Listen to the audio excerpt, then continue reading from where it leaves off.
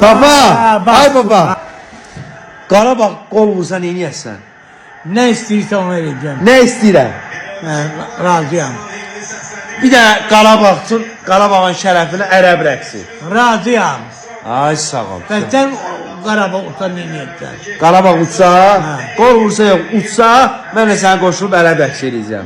Eyvah başladı. Danışdıq. Baba, bizə vururdular. Qəlet edirlər, bizimkiler vuracaqlar ha.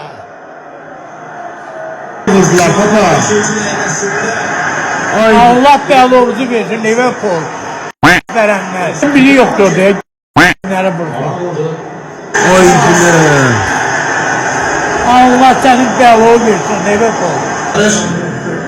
Ha? Ulan ne oldu başlamamızı uzandı yere. Kurban papa. Kurban ne demek sen buradan? Allah ona sabır versin. Bizimkiler uçsun. Amin. Bizimkilerden bir nefer o yoktu ki atanda bulsun olarak. Papa 6-0 uduzluq ay papa. Kaş ki bir tane gol vuraydılar. Səhərə kimi ərəb rəqsi oynardım. Amma eybi yox. Eybi yok. Canları sağ ol. Başqa oyunda sən ərəb rəqsi elə. Sənə söz verirəm. Bax söz verirəm sənə, sən başqa oyunda ərəb rəqsi oynayasan. İnşallah.